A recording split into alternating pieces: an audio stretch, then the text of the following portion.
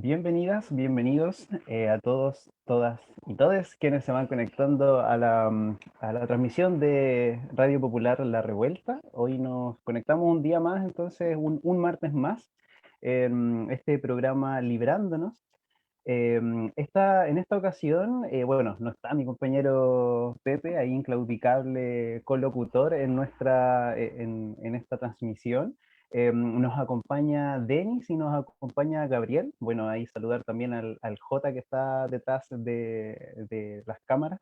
Como siempre, ahí J acompañándonos para que pueda salir esta transmisión.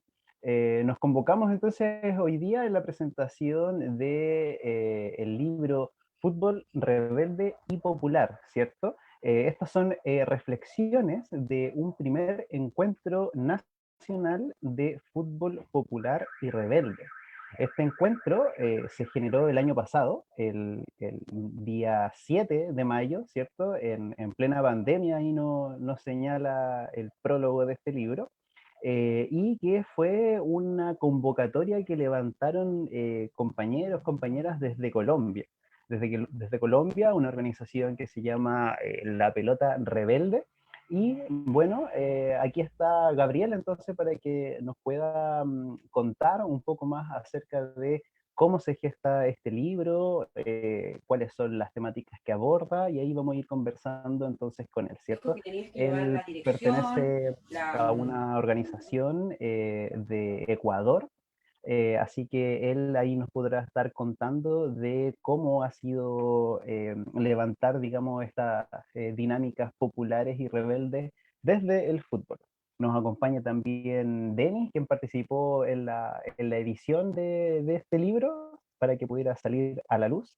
Y ahí llegó nuestro inseparable, e inclaudicable compañero Pepe. ¿Cómo estáis, Pepe? Hola, hola, estimados, ¿cómo están? Hola, Denis, ¿cómo estáis? Hola, ¿Qué compañero. tal? Hola Pepe, Gabriel, Hola, José, Gabriel, gracias ¿cómo por la estás? invitación. Aquí estamos, un poquito atrasados, pero aquí estamos nuevamente aquí Llegando corriendo, llegando corriendo. librándonos. Así que ahí oh, saludo a ti y a toda la gente que nos está siguiendo a través del Facebook Live de la Radio Popular La Revuelta. Y reiterarte que mandes saludos, consultas, preguntas a través del Facebook. Y ahí vamos a ir respondiendo durante la transmisión del programa. Ya, pues entonces partamos la conversa. Gabriel, ¿cómo estáis? No te hemos escuchado. ¿Cómo les va, José? Qué gusto que hayan compartido este espacio. Hola, Denis, un gusto igual compartir aquí. Mi nombre es Gabriel, vengo de parte primero de la Red Internacional de Fútbol Rebelde y Popular, que es una iniciativa que está trabajando desde hace poco, y también como parte de Fútbol Rebelde Ecuador, que forma parte de esta red, ¿no? Venimos hoy a hablar del libro que fue lanzado hace poco, que es el libro acerca de fútbol rebelde y popular en Latinoamérica, así que esperemos tengamos un buen programa. Buenísimo. Le mandamos también unos saludos a los compañeros, las compañeras ahí de la editorial Mestiza, ¿cierto? Que a pulso sacan la edición de este libro y que estábamos conversando aquí un poquito tras bambalinas, que ya han abordado el tema en diferentes publicaciones.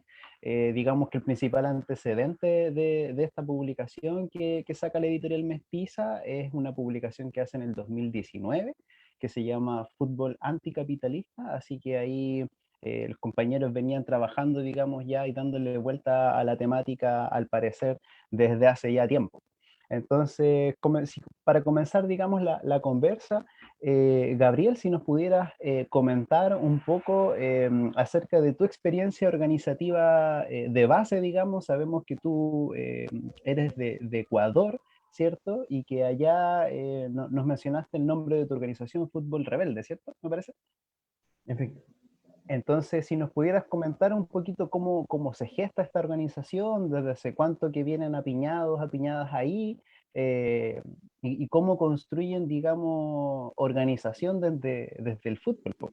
Cómo nace esta inquietud de organizarse y darle una vuelta rebelde y popular. Bueno, te cuento, como Fútbol Rebelde Ecuador, tenemos un recorrido de aproximadamente media década en la cual el programa empezó, o sea, es un programa de radio transmitido por estos mismos medios. empezó como iniciativa de algunos amigos, así como que de entre broma y broma, terminamos haciendo este espacio. Hasta antes de la pandemia se tuvo 2 temporadas en las cuales algunos compañeros hacían la radio en vivo desde la radio La Voz del Migrante, que es nuestra casa madre, y ahí, desde ahí transmitían y todo en persona, ¿no? Y después como que en una tercera convocatoria fue que pude entrar yo a la organización y empezamos a trabajar frente a nuevamente lanzar una nueva temporada del programa y empezar a ver qué más se puede hacer, ¿no? ¿Qué tipo de otras organizaciones, qué tipo de otras acciones se podía hacer en medio de este objetivo que es politizar el fútbol?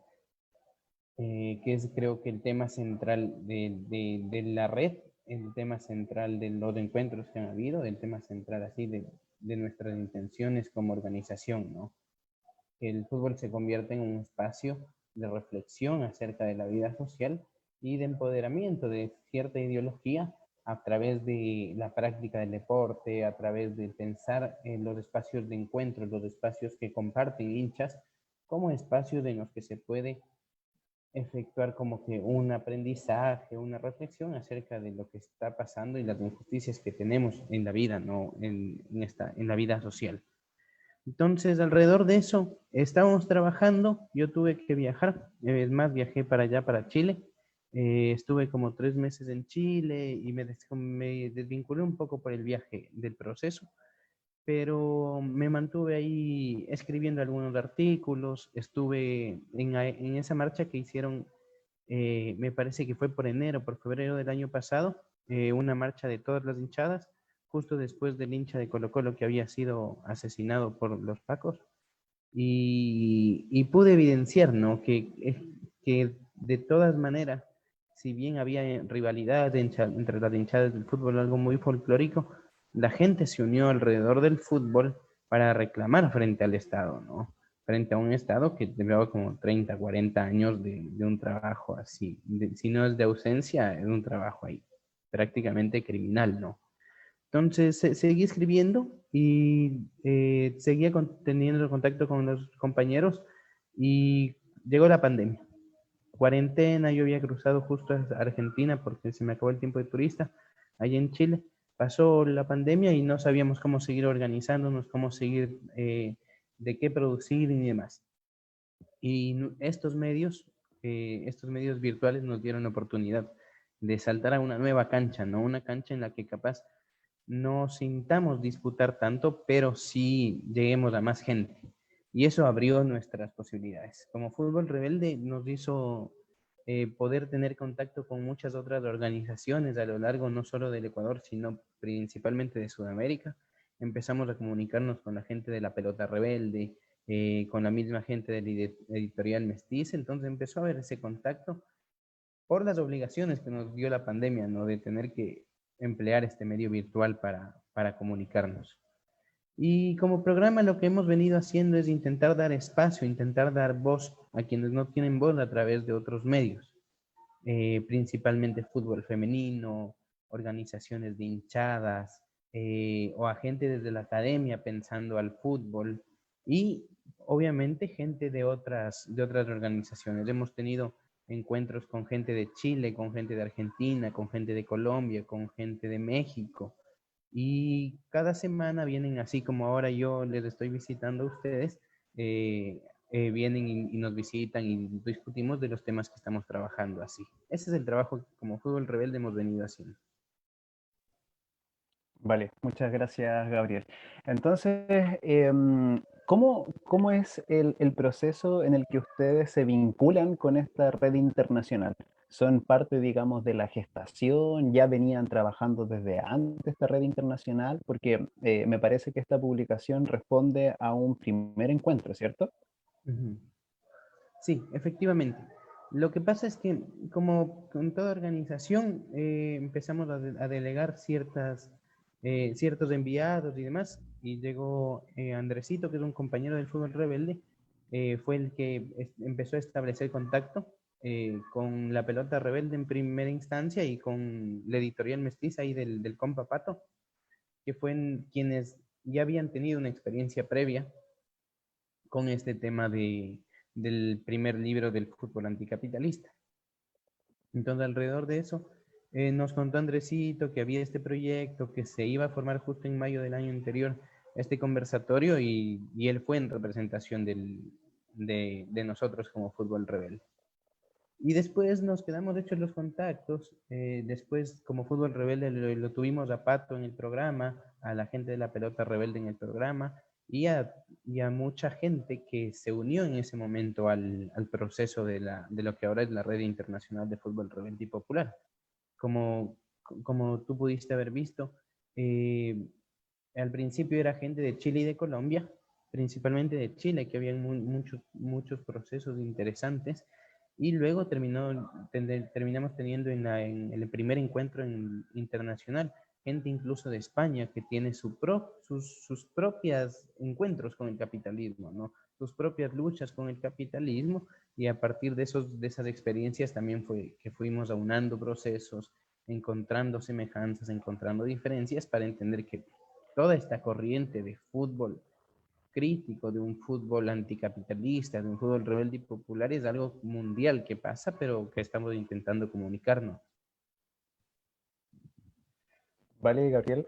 Entonces, tú nos comentabas que el principal objetivo de la organización es politizar, ¿cierto?, el fútbol.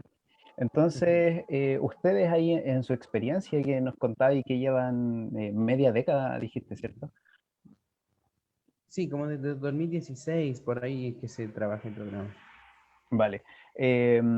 ¿Cuáles son las experiencias? ¿Qué oportunidades ven dentro del fútbol para construir organización?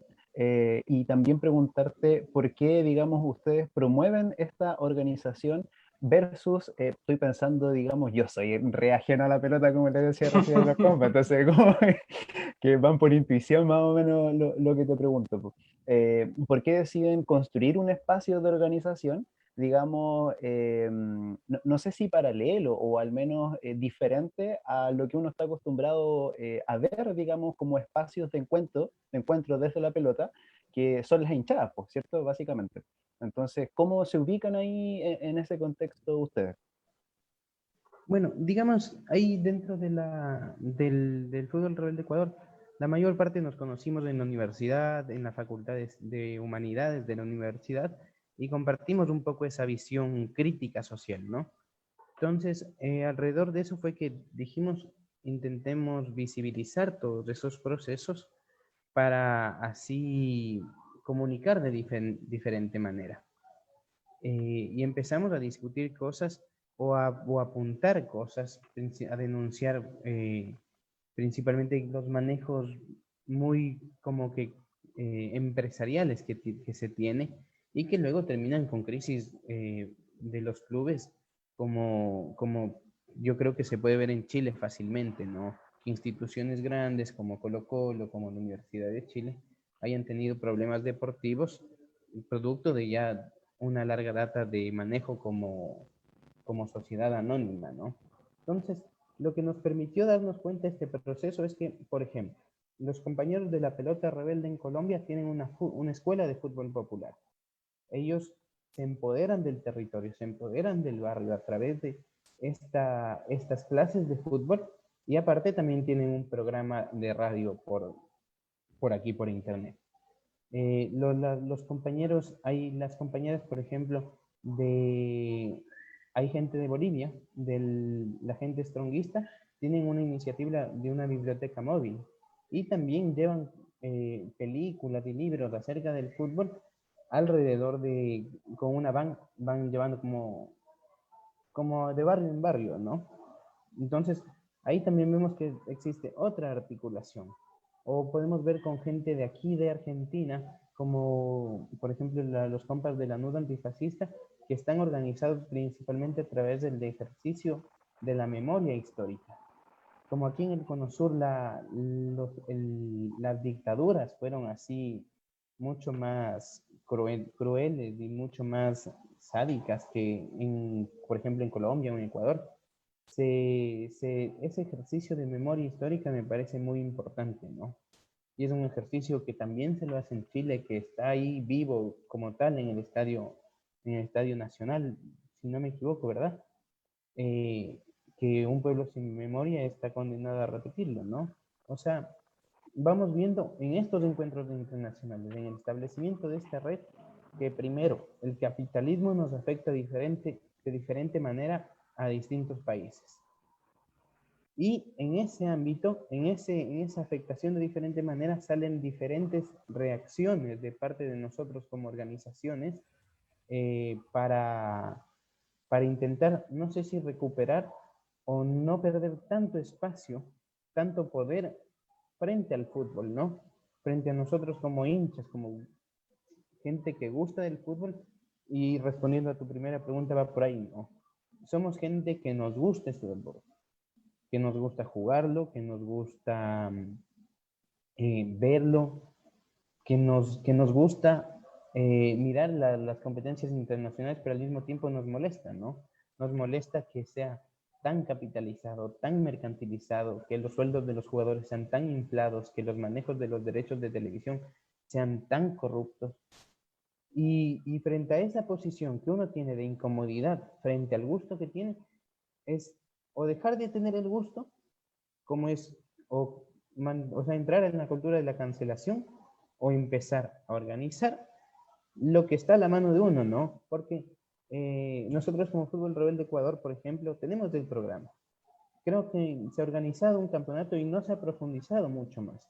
Pero ejemplos como los de Colombia, en los que el fútbol como práctica social están enfocados incluso en los procesos de paz, es que toma aún más importancia este deporte y la reflexión acerca de la politización del fútbol. Porque en el discurso oficial de la FIFA, en el discurso oficial de la institucionalidad de este deporte, es que ni siquiera los jugadores deben tener opiniones políticas, es que el Estado no se mete en el fútbol, ¿no?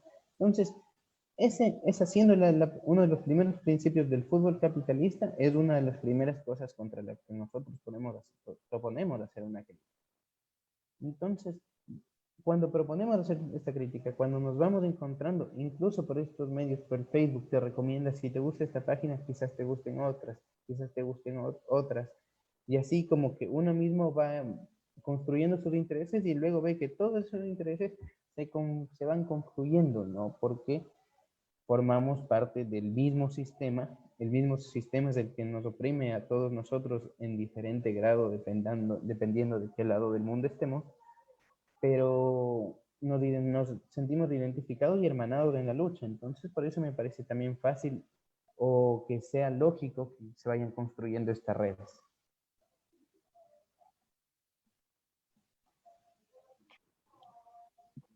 Supongo que puedo meter mi cuchara, José. Dale, no.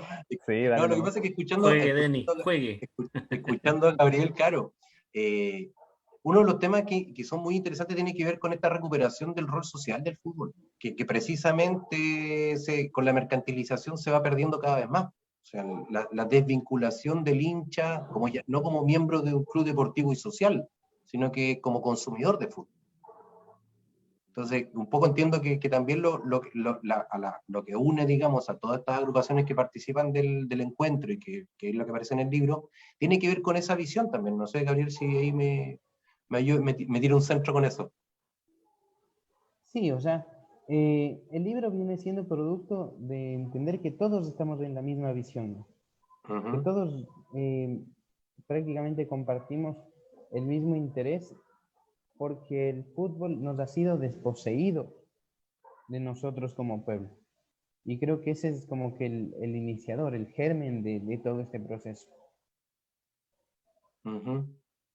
Claro, Sí. Dale, ya, Denis, dale, Denis. No, es que claro. Tócala. Lo que pasa es que cuando conversamos, porque bueno, un poco, yo estoy invitado, soy como de la radio, el único más futbolero. Y además, claro, ayudé con el tema de la edición al pato mestizo, que es quien está, digamos, el cerebro detrás del libro. el culpable. Claro, el culpable, el responsable del libro. Entonces, un poco lo que conversábamos con el Pato en su momento también tenía que ver con eso, o sea, tenía que ver con cómo, de alguna forma, porque muchas veces pasa que el mundo rebelde o que busca otras formas de sociedades, choca también con esta concepción del tema del fútbol, porque el fútbol, lo hemos visto que está, como bien señalaba Gabriel, o sea, está mercantilizado a niveles impresionantes, o sea, tú puedes ver, no solamente mercantilizado en términos monetarios, sino que en términos culturales, o sea, podéis ver en Irak, en pleno bombardeo, un niño con una camiseta de Messi. Entonces, tú ahí te das cuenta y dices, bueno, pero ¿qué es lo que está transmitiendo detrás de eso también? Detrás de esa imagen de fútbol. Entonces entiendo que también lo que se busca con la agrupación y en general con las conversaciones que van teniendo es precisamente levantar ese otro fútbol, otra forma de mirarlo. ¿Sí? Entonces, es un tema porque básicamente tenéis que ir luchando medio a contracorriente. O sea, porque para el hincha del fútbol, y que nos guste o no, digamos, el tema de la competencia, por ejemplo, y el lograr triunfos o ganar campeonatos, de alguna forma es la esencia del fútbol en términos del modelo mercantil capitalista. O sea, esta idea del compartir o se va quedando muy, muy lejana, por eso yo lo mencionaba también con respecto a los clubes sociales y deportivos, que ya cada vez son menos. Sí, pues, algo bien, pues, digo, obviamente súper importante lo que han hablado, y ya ha repetido harto el Gabriel respecto a la memoria histórica que hay de los clubes, porque ahora actualmente con este sistema capitalista donde la sociedad anónima a veces se olvidan de la esencia de los clubes, cambian hasta la insignia, en la camiseta, si quieren, no sé, puede hacer un montón de cosas que obviamente a quienes eran hinchas desde, no sé, pues, de que se inicia el club o hace mucho tiempo, tienen eso, pues el recuerdo de cómo nace el club, cuáles son los orígenes, los orígenes a veces son muchas veces populares, arraigados a ciertos barrios, Político. un montón de cosas, o políticos Agrupaciones muchas veces también, políticas. cuando se cruzan hechos políticos, de sindicatos de empresas de alguna rubro, no sé, ferrocarriles, qué sé yo, un montón de cosas, que arman sus clubes y van armando ahí. Y con este sistema capitalista se pierde esa identidad, se pierde esa memoria. Y eso. Y llegar también mientras estáis hablando, Denis, respecto la conversa que tú mismo le hiciste, la conversa que tuvieron con Pato, también pues de la labor que tienen es esta mirada de lo social y también de tratar de jugar, no sé, con nuevas reglas, no con las reglas que están en este fútbol que hace, digamos, obviamente que hace la competencia, que no sé, muchas veces son equipos mixtos, los cambios pueden ir variando, no sé, pues, etcétera, detalles a veces que no sé, para los puristas del fútbol, eso que no les cabe en su lógica, pero hay un montón de otras miradas y otras cosas dentro de la labor, aparte de social que tienen y que cumplen ahí en esta mirada popular del fútbol. Pero y Gabriel, Claro, si y nos podrías también contarte un poquito. ahí, dentro de las organizaciones, o dentro de la colectividad que implica el fútbol, me parece importante cómo también se dan espacios, como por ejemplo lo de las organizaciones de hinchadas antifascistas, que si bien tienen que ver con el fútbol, tienen que ver con esta organización de hinchada como tal, o sea, esta construcción del sujeto social barra brava, también están pensando en que el enemigo es claro y siempre ha estado y siempre ha tenido el mismo nombre y es contra el que hay que luchar, ¿no? Entonces, por ejemplo, con esto de las hinchadas antifascistas y haciendo y cotejando con lo que se vio allá en Chile después del estallido de octubre, que todas las hinchadas se unieron dentro de una misma corriente, de un mismo pedido, me parece que como que justificar que por qué el fútbol va por el hecho de que el fútbol es un prisma, es un par de anteojos con los que uno puede entender cualquier sociedad en este punto de la historia, ¿no? Entonces, por ejemplo, voy a Chile y veo que los equipos son sociedades anónimas. Entonces, eso me puede dar cuenta de que se maneja un Estado neoliberal.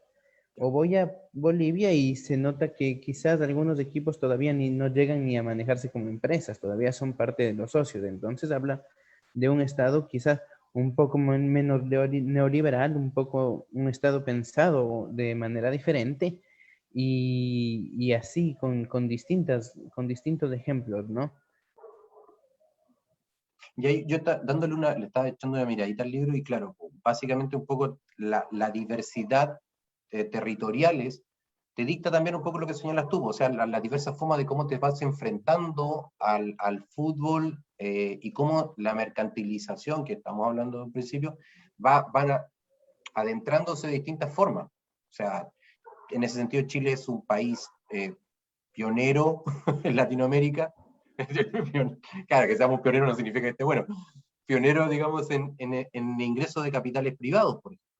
Entonces, y eso ha tenido unas implicancias a todo nivel súper potente. O sea, por eso que lo que señala el Gabriel de la irrupción de las hinchadas como sujeto político a partir del estallido, sacándolo desde del rol de delincuencia, que era donde lo había situado el Estado, porque el Estado instala la idea de las sociedades anónimas deportivas junto con un programa que se llama Estadio Seguro.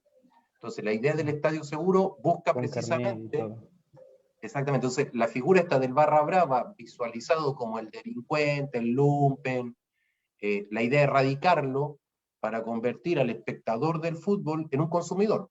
Entonces tú vas, pagas tu entrada, te sientas, ver el partido de pie ya no es parte del folclore que hablábamos recién, Uh-huh.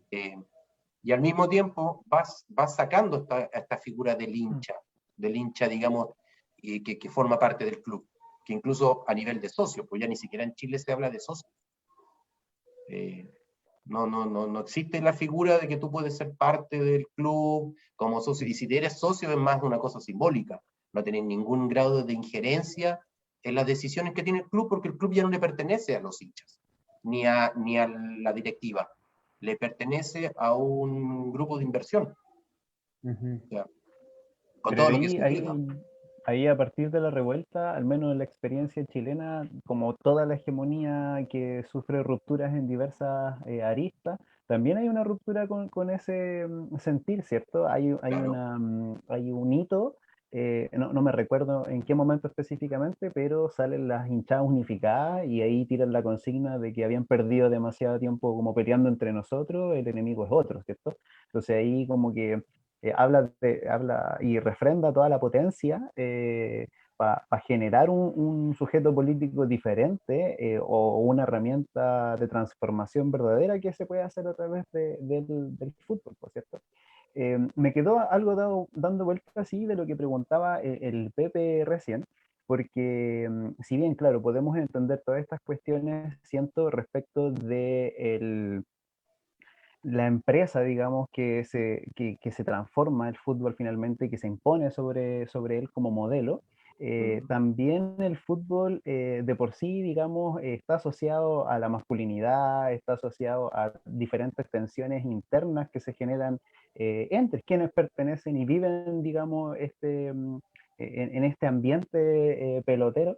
Entonces ahí sí nos podría contar un poquito el Gabriel cómo desde su organización o desde esta red han ido conversando para dar alguna salida, alguna transformación desde esa arista con todas estas tensiones que atraviesa también el fútbol.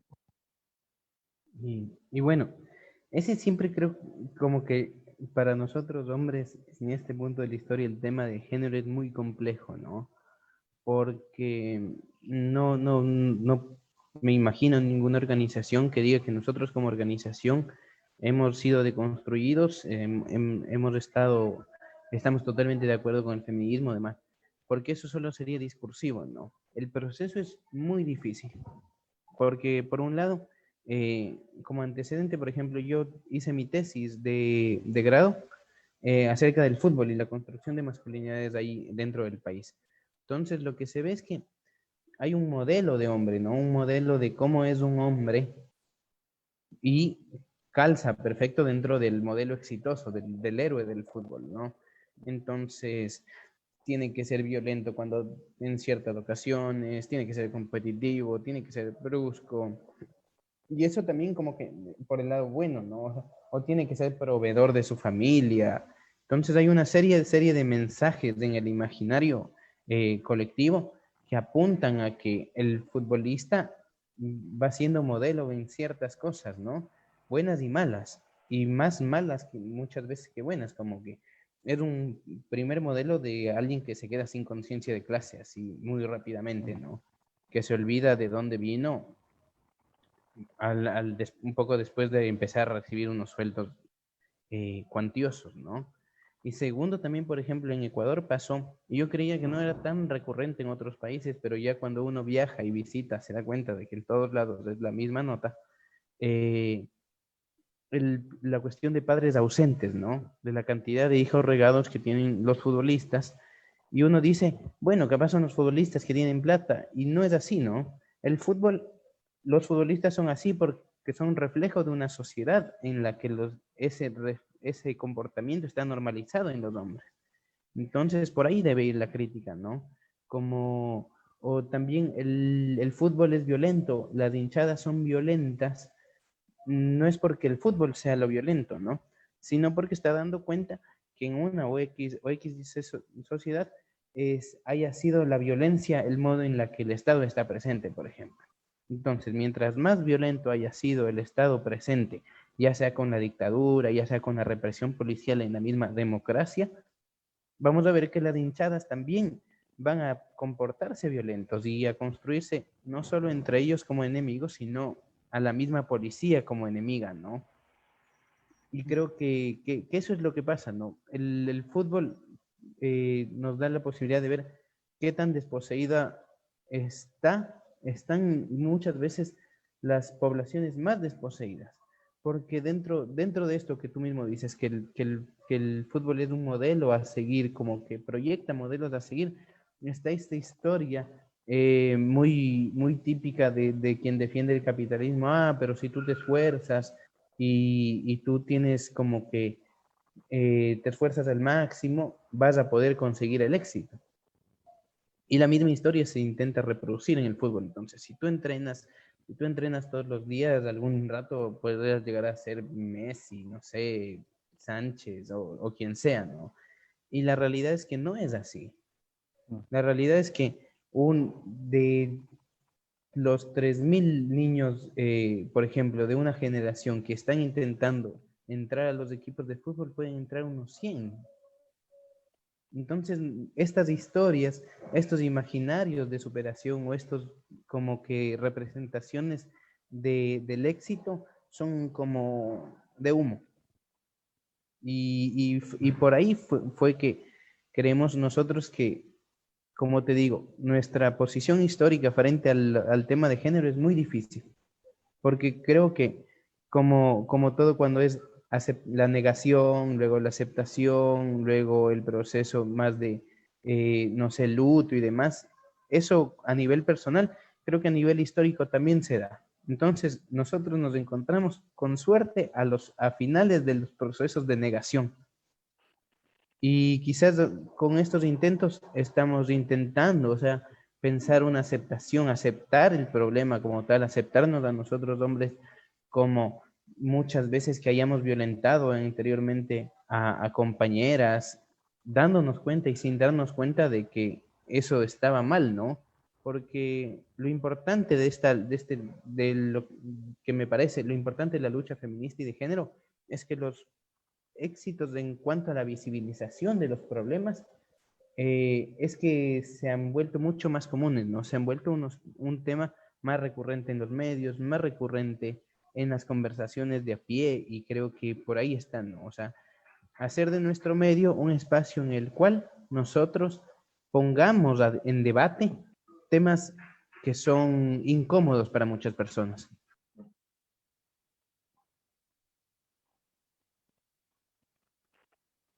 Yo un poco complementando lo que nos dice el Gabriel, el tema de la masculinidad en el fútbol es un temazo, digamos, desde todas sus aristas, ya sea de la arista, desde las diversidades sexuales, donde el tema del cuestionamiento que se hace de la masculinidad precisamente está inserto dentro de ser uno de los pocos espacios masculinos, digamos, culturalmente más atribuido al mundo masculino, donde no se cuestiona el tema de las diversidades. O sea, yo creo que debe haber 1 o 2 jugadores de fútbol en la historia que han manifestado abiertamente, por ejemplo, pertenecer a tener, digamos, orientación sexual desde la homosexualidad, y los dos se suicidaron. Y los dos se suicidaron, claro. Entonces, porque es un mundo donde, claro, no plantear una opción diversa es distintísima. El tema de la hinchada, además, el tema de la hinchada con el vínculo con la masculinidad también es un temazo. Por eso que las organizaciones de hinchas femeninas que están saliendo, por lo menos aquí en Chile, digamos, desconozco, me imagino que en otras partes también se está dando, es tan potente, porque están poniendo precisamente en cuestionamiento todos esos espacios. Sí, un ejemplo, el Morning, en el torneo, el año anterior, en su camiseta incluía los colores de la diversidad sexual. Claro, de la bandera. Sí, pues, en su camiseta. Y no sé, pues digamos, en cada cierto, hay como, no sé, en una fecha que en algunos países ocupan también la esquineta de capitanes como en apoyo a la diversidad sexual también. O no sé, pues hay equipos que también ya la tienen como constante también tener en el número, o no sé, en alguna parte de la camiseta también los colores, pues, identificando eso. Y también hay Igual, algunos jugadores que también claro, específicamente mucho más, un poco más abiertos, que han mostrado su sexualidad, digamos. claro, es que ese es un tema también, pues. O sea, tenemos el jugador, como bien lo señalaba Gabriel, digamos, el jugador de fútbol representa un modelo de masculinidad, ¿cierto? Que va cambiando también, pues, o sea, va cambiando en función también, y eso es un gran tema, digamos. Sabemos que el capital tiene la gran capacidad de ir adaptando, digamos, discursos que De ir moldeando. originalmente eran, claro, los va incorporando. Entonces, que los jugadores de fútbol salgan con un número distintivo con la bandera de la diversidad sexual no te dice para nada que los tipos estén dispuestos a aceptar, por ejemplo, que un compañero de ellos se declare abiertamente homosexual. O sea, tiene que ver también con la instalación de discursos que el capital los va absorbiendo, les quita sentido y los suma. Yo estoy mirando ahora, perdonen, ¿no?, el partido de la U de la Libertadores femenino, y es un poco eso también, pues. O sea, no se discute y no se apuesta. Y insisto nuevamente, gracias a las compañeras se puso en discusión el tema de que el fútbol femenino tenía que ser pagarles un sueldo, porque dentro de la maquinaria de una institución, de una sociedad anónima en el caso de Chile, o de un club deportivo, no está considerado. La idea de las jugadoras, ¿cierto? Y ni hablar de la igualdad de sueldo y ese tipo de cosas. O sea, estamos años luz. Entonces, el tema de cómo el fútbol se le va quitando esa carga de masculinidad, va a ser una cuestión que va a costar un montón. Pensemos y compartiendo un poco lo que decía Ana Gabriel también, respecto del tema de clase, o sea, esta idea del alcanzar ese estatus, ¿cierto? Llegar a ser no sé, acá tenemos como ejemplo Vidal. Vidal es como el macho alfa en representación masculina, donde los niños se identifican con él, porque además está lo que señala Gabriel, o sea, esta idea de que si te esfuerzas y eres exitoso, o sea, y te lográis, digamos, preocupar, incluso tenemos los chicos dejan los estudios por dedicarse al fútbol, vas a llegar a ser ese Arturo Vidal, pues vas a tener las lucas que tiene Vidal, el acceso a cosas materiales que tiene Vidal. Entonces, es el rol que juega como figura hegemónica es muy potente. Por eso me parece que el tema del fútbol femenino es un tema, digamos, para otra conversa, porque ha logrado ir poniendo sobre la mesa esta idea de que las mujeres también pueden jugar, esta idea primero al principio era que las mujeres también pueden jugar, que hasta el día de hoy genera resistencia. Nosotros tenemos a la Cristiana Edler, que es la arquera de la selección chilena, que logra en algún minuto ser puesta como también un ícono súper potente en términos de igualdad, igualdad en el discurso, en el sueldo probablemente no, en otras cosas no, pero es un temazo. Y el tema de las hinchadas, insisto, que también es... Oye, pero y ella, ella es portera, pues, ¿cierto?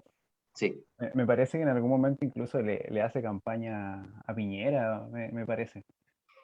No sé si, claro, a ella Algo vi en algún momento como que su Sí, acercamiento. es que vincula con la a ella derecha. sí, pues, la levantan como, digamos, por ese lado, por el lado derecha, porque habían otras jugadoras dentro de la selección de acá que tenían Claro. el otro lado y le tratan de ir bajando su Mm. discurso. ¿Por qué? Porque aparte ellas abiertamente, las otras compañeras eran abiertamente homosexuales, También. etcétera, un montón y críticas, pero duras al gobierno, y empezaron a tratar de bajarle su discurso y agarrarlo porque era homosexual, no sé, un montón de otras cosas.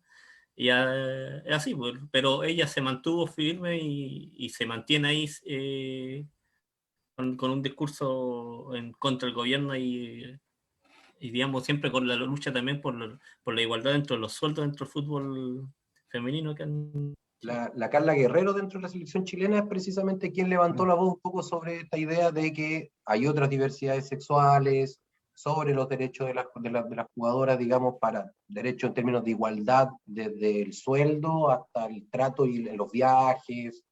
Eh, se, se hizo una serie de denuncias también en el fútbol con respecto al femenino, con respecto al tema de los abusos y los acosos sexuales, porque también en general los profesionales que trabajan de apoyo a las futbolistas, son generalmente varones, kinesiólogos, entrenadores, médicos. Entonces también se da mucho ese espacio, esa opción, digamos, de que se presentan los casos de acoso. Por suerte, insisto, las chicas lo han ido revelando y te das cuenta que son cosas que un poco reflejo, bien lo señalaba Gabriel, o sea, el fútbol es un reflejo de lo que pasa en la sociedad, en ese sentido. Entonces, todos los fenómenos que te van pasando afuera en el mundo se van reproduciendo en el fútbol. Quizás más lento algunos, con más trabas otros que, claro, se invisibilizan más. Así como la homosexualidad en los varones no está puesta sobre la mesa, el tema del lesbianismo entre los jugadores tampoco. O sea, no se cuestiona. Se parte de la base que son heterosexuales porque también representan un poco eso. Y capaz que el estereotipo de las mujeres también habría que ver habría que ver si hay estudios o alguien está haciendo investigando sobre esa línea de cuál es un poco la construcción social que se hace de las jugadoras de fútbol, sin caer en los prejuicios y los estereotipos clásicos, de que haya machada y todo ese tipo de cosas, como lo no femenino. Pepe, ahí parece que llegaron unos Unos comentarios. saludos, sí. Digo, Sí, vamos a ir leyendo algunos. Rosalía Terán dice, buena compas. Andrés Román dice, saludos compas, de parte del Fútbol Rebelde Ecuador, seguimos tejiendo.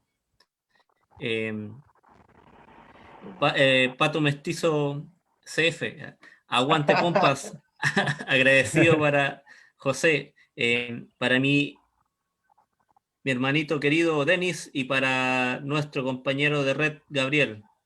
Compañero, comente. Es el pato. José Felipe Suárez, saludos de parte de la editorial Al Quinto Bote, aguante la red. Nuevamente Rosalía Suárez Terán, fútbol rebelde y popular. Arturo Díaz dice, saludos. El profe Turro. Saludos compas desde la pelota rebelde en Bogotá, Colombia, miembros de la Red Internacional del Fútbol Rebelde y Popular. Ahí su puño en alto, una llama y un balón de fútbol. Buena, bacán, bacán. Sí. Esos son los saludos que han ido llegando hasta el momento y esperamos que sigan saludando, algunas consultas, algunas preguntas para ir conversando aquí con Gabriel y con Denis en torno a lo que es el fútbol rebelde y popular. Bacán, bacán ahí, compañeros, darse cuenta ahí entonces el tejido ahí latinoamericano que se va dando en torno al fútbol, súper importante entonces para ir desafiando también estos paradigmas capitalistas que se proponen en todo el espectro social, por cierto, incluyendo la pelota, en lo que nos convoca hoy día. Recordarle también a las personas que nos están viendo que ahí nuestro compañero JP dejó el link del libro porque está en descarga libre, por cierto.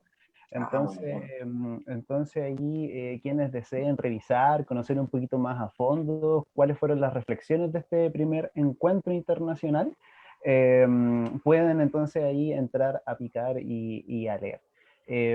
Entonces, compa Gabriel, si nos pudieses contar de este encuentro, digamos, con qué se quedan, cuáles son los desafíos que se vienen en torno a la construcción de esta red. Me imagino que también es difícil la coordinación en plena pandemia de todas estas organizaciones. También se presentan estas oportunidades como estos encuentros que nosotros estamos teniendo acá. Pero más o menos, ¿cómo vislumbran ustedes la construcción de organización dentro del fútbol en un ámbito internacional? Porque igual ya son un poquito palabras mayores, ¿cierto? Entonces, si nos podéis contar como más o menos cuáles son las síntesis que ustedes hacen de este encuentro, con qué se quedan. Mm. Bueno, digamos, si me preguntaban si yo hubiera podido creer que cosas como esta hubieran sido posibles hace un año, yo no apostaba. Pero a partir del encuentro, a partir del trabajo que se ha hecho, y el encuentro dio margen, como te digo, a otros encuentros, ¿no? Otros encuentros más pequeños. La esperanza está puesta, principalmente porque nos dimos cuenta de que no somos pocos los que estamos pensando de esta manera al sistema y de esta manera al sistema a través del fútbol. Entonces, si ustedes revisan el libro, que está muy bueno, porque es básicamente las memorias de este encuentro, van a darse cuenta de cuáles son las particularidades de cada experiencia en los distintos países, ¿no? Cuáles son las particularidades de lo que pasó en México, de cómo se ha venido trabajando en Colombia, de lo que se trabaja en Bolivia, de lo que se ha trabajado en Chile, de lo que nosotros hemos trabajado en Ecuador, y así darse cuenta de que los desafíos, eh, si bien son muchos, porque la cancha, o sea, porque el partido lo vamos perdiendo por hartos goles frente al Capital, lo que estamos haciendo es empezar a jugar bien, ¿no? Empezar a tocar bien la pelota. Y eso es lo que nos motiva, lo que nos motiva a seguir. Y creo que cuando uno piensa en desafíos, son un poquito desafíos más individuales, ¿no? A nosotros como Fútbol Rebelde Ecuador, ¿qué desafíos tenemos? O, por ejemplo, la editorial de Pato y la editorial Mestiza, ¿qué desafíos tiene? Pero en estos encuentros con esta red, compartiendo estas experiencias, podemos ver que los desafíos de unos ya quizás fueron resueltos por otros. Entonces, a partir del compartir la experiencia, uno se salva de pasar la mala experiencia, de hacerlo mal, y si no, más bien se dedica a emular, ¿no? A hacer algo similar a lo que ya está bien hecho, ¿no? Por ejemplo, con Fútbol Rebelde Ecuador se me ocurre que un desafío sea establecer una escuelita de fútbol como la que tiene la gente de la pelota rebelde allá en Colombia, porque es transformar la realidad ahí, ¿no? Es apoderarse del territorio. Entonces, como te digo, ves que nosotros podemos tener una debilidad o un desafío o algo que lo vemos complicado, pero al ver a las otras experiencias vemos que no es tan complicada la cosa, o sea que más bien las respuestas ya están y hay que aprender a buscarlas y encontrarlas, porque en otro lugar ya pasó lo que te está pasando a ti, ¿no?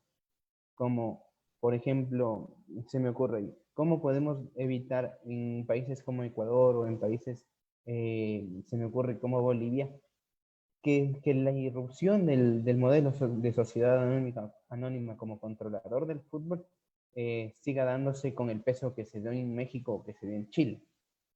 Entonces, a partir de las experiencias, así, a partir de cómo nos cuentan qué ha pasado y qué es lo que pudieron hacer, nosotros vamos a encontrar qué acciones hacer, ¿no? Y así como desafío, yo creo que a nivel internacional, a nivel de red, creo que es encontrar el tiempo humanamente posible para hacerlo. Porque cada quien tiene su trabajo, cada quien tiene su vida. Esto va como por voluntad, ¿no? Por puro amor a la camiseta. Y es difícil encontrar tiempos en conjunto, coincidir en tiempos libres para poder empezar a construir un poco más de diálogo, ¿no? Entonces creo que está dado el primer paso, que era un primer encuentro, creo que después vendrán otros encuentros y no solo de fútbol, ¿no? Después esperemos que el mismo deporte sea pensado como desde otro lado diferente y luego ya nosotros como organizaciones sociales intervenir en otros aspectos de la vida social y empezar a opinar desde el fútbol, ¿no? Como se me ocurre, conversamos con unos compas chilenos hace poco ahí en el programa y nos contaban de que si bien existen prioridades para la elaboración de la nueva constitución, una de las cosas que también se estaba pensando es el fútbol y el deporte, el ocio, en las actividades lúdicas como un derecho y que eso se contemple en la Constitución. Entonces, eso, como se ha venido trabajando desde el fútbol, como por ejemplo aquí en Argentina, que por ley, por lo menos ahora frente a esa privatización de la señal televisiva del fútbol, por ley los señales de canal abierta tienen que pasar 1 o 2 partidos de la Liga Nacional. Creo que eso es un tema que nace en el fútbol y que también se puede proyectar a otros aspectos de la vida social, como te digo, el derecho al deporte, el derecho al entretenimiento, el derecho a la actividad lúdica, que son, por ejemplo, en este momento en Chile, temas que se pueden topar, que se pueden discutir por el contexto histórico en el que se vive.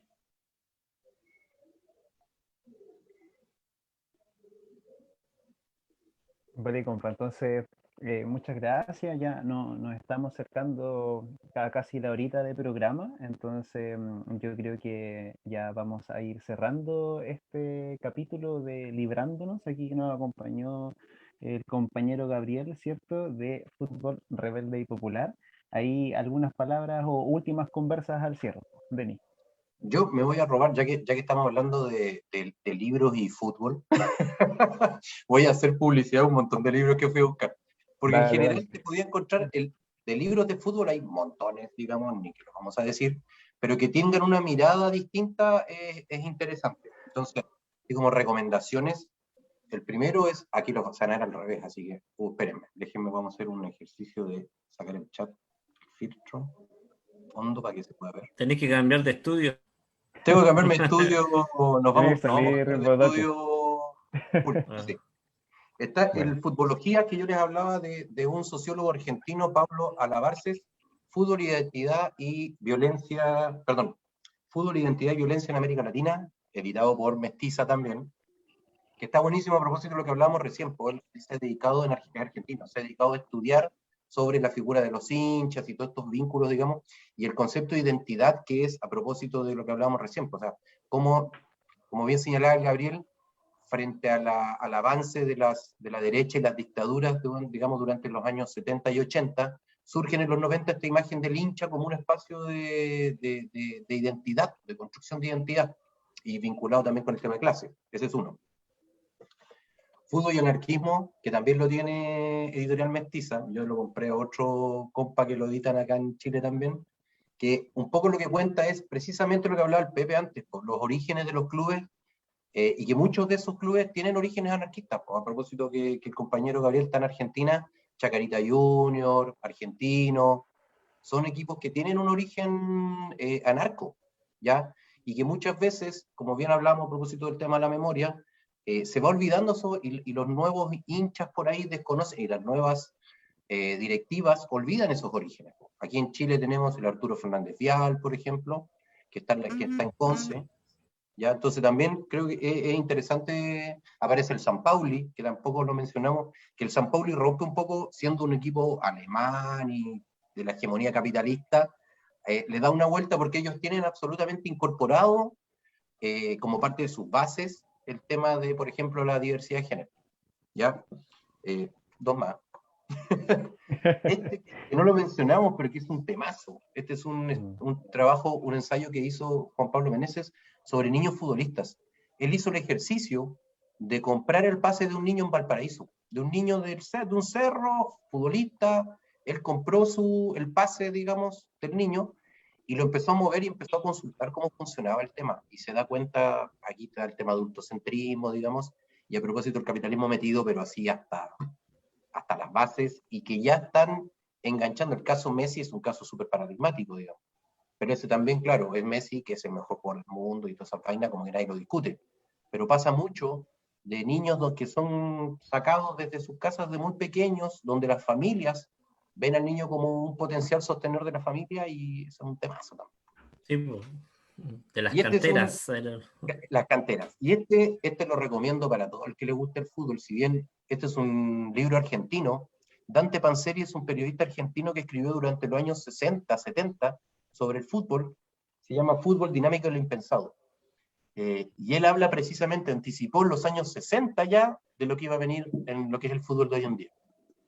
Entonces son 4 libritos para quienes nos gusta el fútbol y ver el fútbol desde otro lado. Ahí está, recomendaciones. Eso. Placer, Gabriel. Buenísimo, Verdadero Un buenísimo. placer, Denis. Gracias, de buena Denis.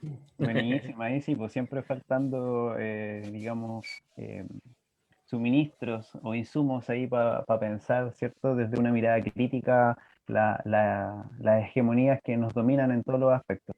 Entonces, Gabriel, si tú tendrías algunas palabras al cierre ahí algunas palabras que decirle a las personas que están intentando levantar la organización desde la pelota, o lo que tú quieras decir, ¿cierto? Ahí tú tienes la palabra.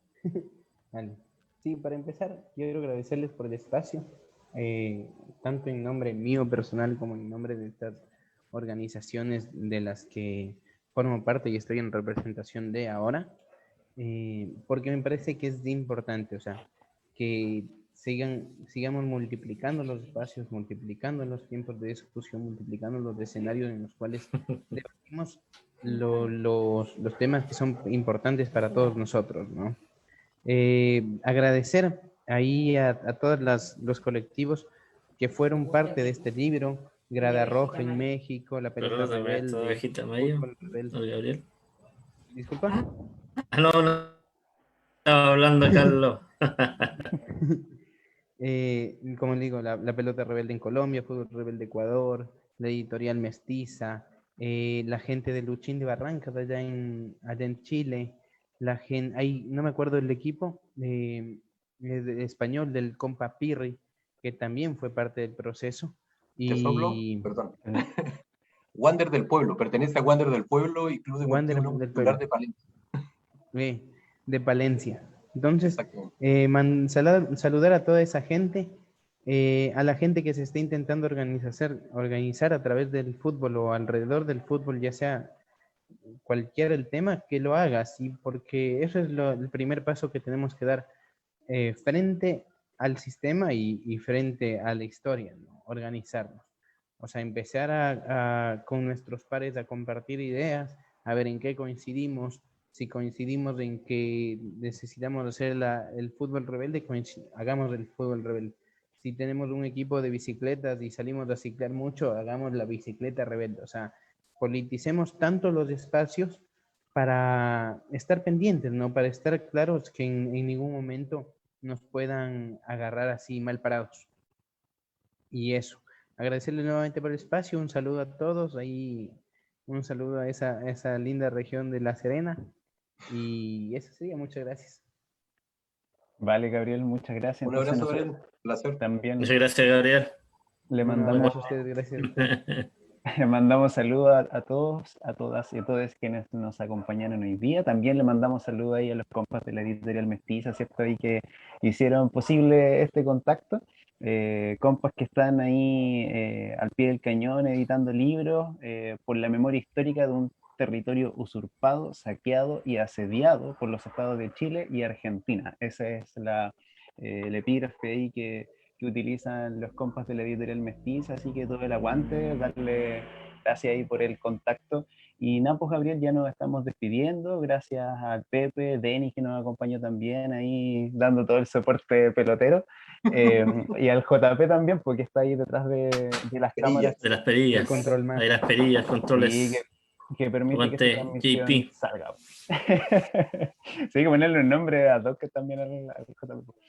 Así que, ya, pues nos estamos despidiendo entonces. Muchas gracias por habernos visto. Esto fue Radio Popular La Revuelta. Hasta que la dignidad Hasta que la sea vemos. dignidad sea costumbre. Costumbre. Aguante. Salud, Gabriel, aguante. Nos vemos. Nos vemos. Chao.